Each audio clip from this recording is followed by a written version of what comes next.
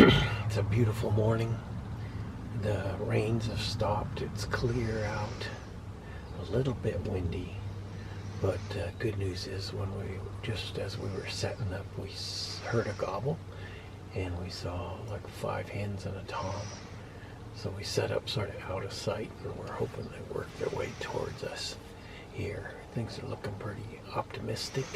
Our decoys are looking good. They're moving around a little bit in the breeze. And we hope to get us some fine, organically fed, free range turkey meat for the pantry.